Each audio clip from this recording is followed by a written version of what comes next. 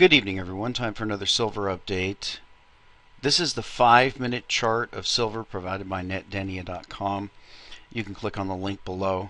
Now, I want you to look at this volume spike here that came into silver. The Zero Hedge article that covered it was that it was an Obama speech, and that was the occasion for the action.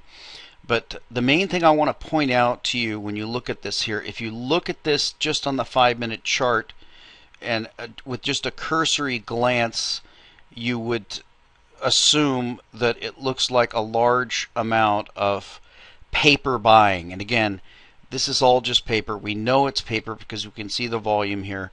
We're talking about 25 or 28 and 20, and this volume spike here is going to be roughly 60,000 contracts or 300 million ounces of silver. Now we know that nobody can buy 300 million ounces of silver in a 15-minute period. They can only buy paper silver in a 15-minute period. But I want to zoom in and show you that it's not what you think. It's actually a suppression, and that's why we see the sell-off here. So let's begin to zoom in and take a look at what actually happened here. So you can see that the occasion, whether that was Obama's speech or just some bullish news item, for the rally happened here, and that was on very low volume. A couple thousand came in. The major volume spike that came in here, this volume spike of nearly 30,000 contracts, came in right there on that red line. The next one is this red line, and the next one is this blue line. So it appears that silver rallied on very, very large volume, but in fact it did not. What happened was a small amount of paper speculators came in and bid the price of silver up, and then someone came in with an enormous sell volume of paper silver to cap the price, and then of course that's where we got the price falling back to below where it broke out. So the signature is clear.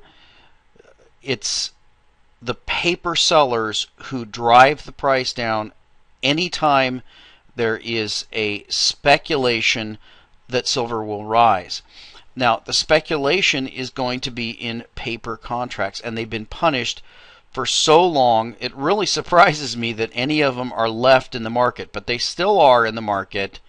They still try to make money by speculating on paper silver, and of course the central banks and their proxies, the bullion banks, have the ability to come in and sell an infinite amount of paper silver contracts. That's how this price was capped. So we now also have a spike here, and it's starting to look like it may be some buying volume coming in, but you can't put any confidence in the volume figures based on buying, because the sellers can always sell more. They have an infinite credit line with the Federal Reserve, who is interested in suppressing the price of silver. The big one here is the 20 million one that came in on the Boston bombing. So that's the game, and that game allows you to stack more physical silver as they manipulate down the price of paper silver. Eventually the connection between the two is going to break. We don't know when that's going to happen. Hopefully that's a long time from now, because that will allow new silver stackers to get involved. Now let's go over and look at this question. This is an important question I need to address, because it's something a lot of critics say, and I want to get fairly into depth on this, so I'm going to spend the rest of the time on this. This is from Miojo, and the question is, how much is silver worth? Part 1. I can't believe you don't get it. Here we go again, Brother John. I'm still looking forward to your in-depth coverage of silver in the Bible and why people would be casting silver into the street. Well, that's not what I'm covering. I'm covering silver in the Bible. and casting into the street is just one verse. Jim Rogers is someone that we both respect, and the Bible too, considering your internet handle. Jimmy Rogers has said many times that he purchased the US dollar knowing that it is worthless. He states that he has to make purchases not based entirely on the fundamentals, but on people's perceptions. He calls people's perceptions the market on more than one occasion. So why would Jimmy Rogers buy something that he considers worthless? Well, according to him, it's because if he does not listen to the market and just trades the fundamentals, he would go broke. Now for the Bible. The Bible tells us that God will make the rulers of the world drunk with power, and that the people, aka the market, will cast their silver into the streets. Sounds to me like the Bible has a lot in common with Mr. Rogers. They both recognize that there is more than one truth in the world of men. US dollar is worthless, but people are able to purchase items they need by having it.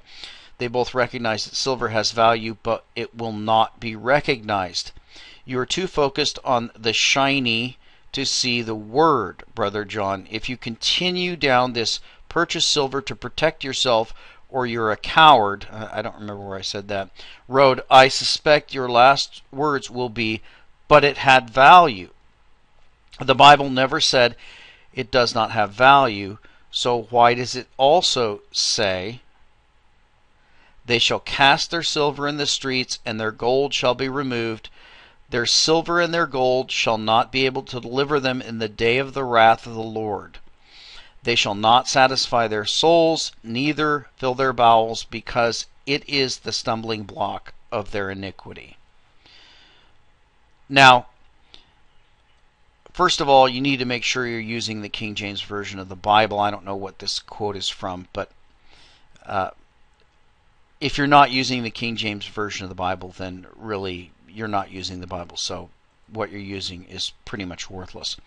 But I wanted to first begin with a quote, because what I believe that this person is doing is confusing the physical with the spiritual and mixing things together. So the first verse I want to take you to is an attempt by the Sadducees.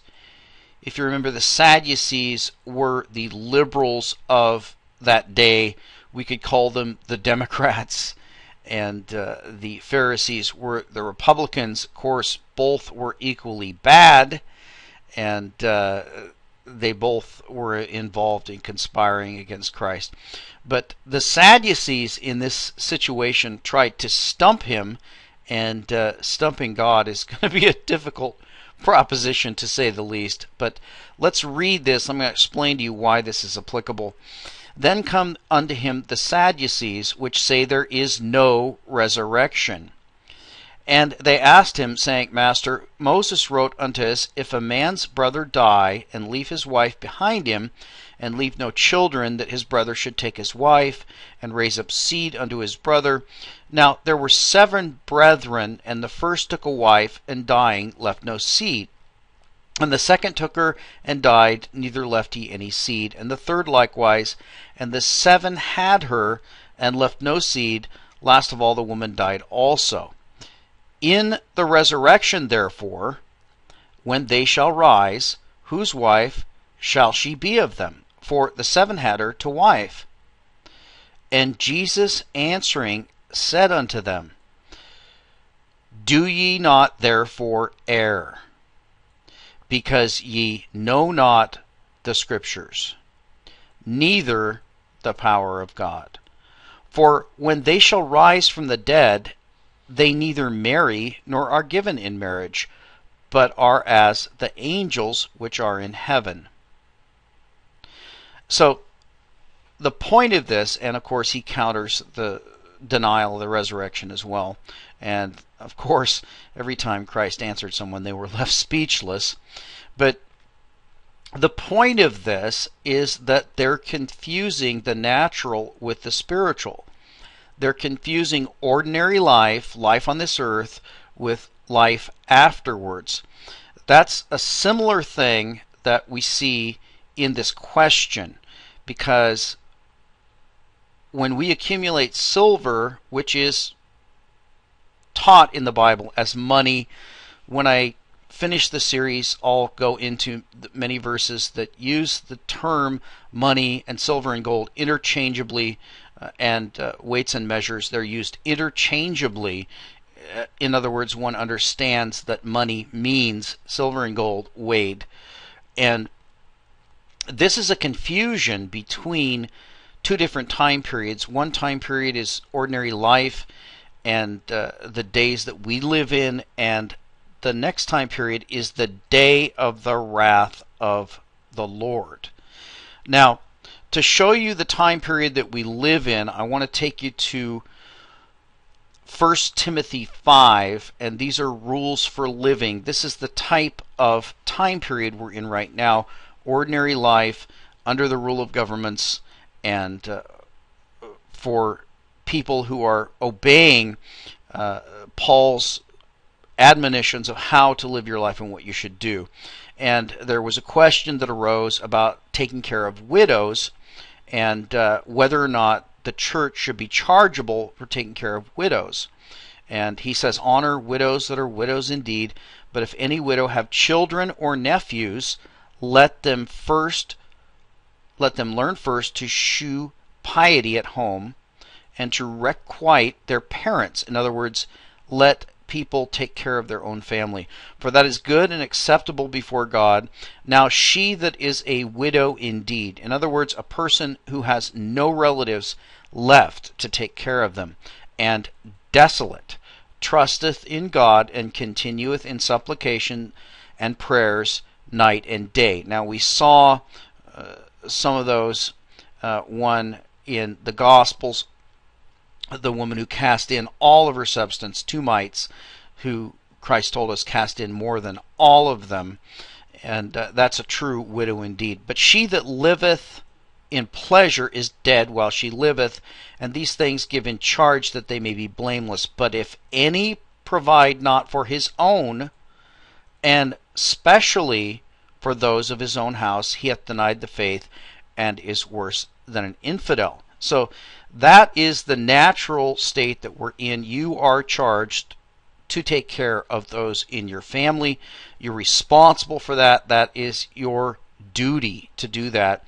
And that is the reason why you need to protect yourself from the machinations of the thieves who currently run all the systems of the world governments. So it's not some kind of violation for you to protect your money by investing in silver and gold, which are money, and escaping from fiat money. That's just simply your duty. Now let's look at the time that is actually described in the verse that he's talking about. Remember, he's talking about the day of the wrath of the Lord.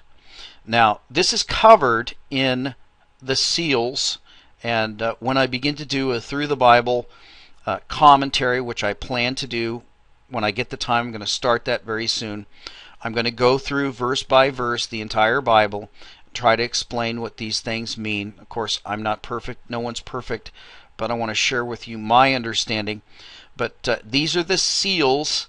You have the seals, which Christ unseals in Revelation, the only one worthy to open the book, and then you have the trumpets, and then you have the vial judgment. So you have these series of judgments.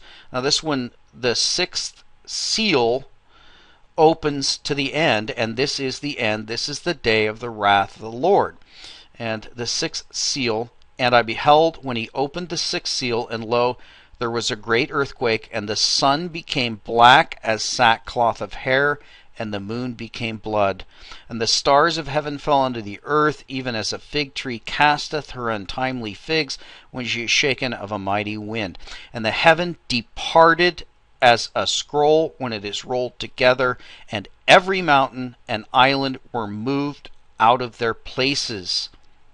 And the kings of the earth, and the great men, and the rich men, and the chief captains, and the mighty men, and every bondman, and every free man, hid themselves in the dens and in the rocks of the mountains, and said to the mountains and rocks, fall on us, and hide us from the face of him that sitteth on the throne, and from the wrath of the Lamb.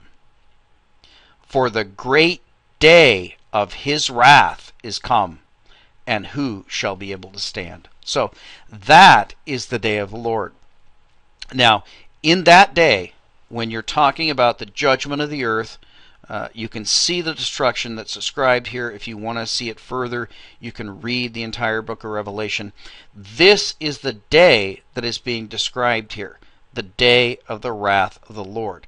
Now, obviously, you're not going to be able to deliver your soul, and that's actually what this is talking about. You're not going to be able to pay God with gold and silver. Once that day comes, gold and silver are indeed going to be worthless, because it is the day of the wrath of the Lord, where the Lord is going to punish the earth for its offenses, and everything at that point is going to be worthless. Now, we know that that is a period in time. You can look at the other seals here. This is actually during the tribulation period, a period where the Antichrist reigns. It's also a period where the church is no longer on earth. So this is not the period we're in. We're in this period here where you are responsible for taking care of your family and for seeing to your family, relatives, people that you know, hopefully taking care of as many people as you possibly can and helping the poor as well. Silver is going to enable you to do that when this entire system collapses. The collapse of this entire economic system has nothing to do with the day of the Lord. That is the day of the Lord's wrath. This is going to be the failure of a economic system where men have gathered together thinking that they're going to bring in world government. I personally don't believe that this time is going to be a success for men gathering together and forming a world government. I actually believe that we're going to see a decentralization of power at this point in time. As the West begins to decline, the East begins to rise, the unfunded liabilities in the West collapse, and therefore, if you agree with me on that financial scenario, it's in your interest, and ultimately it's going to be your duty if you're going to take care of all of those that you are in your family and other people, poor people as well. It's going to be your responsibility to protect yourself from this coming collapse and therefore be able to take care of others. And we'll talk to you next time.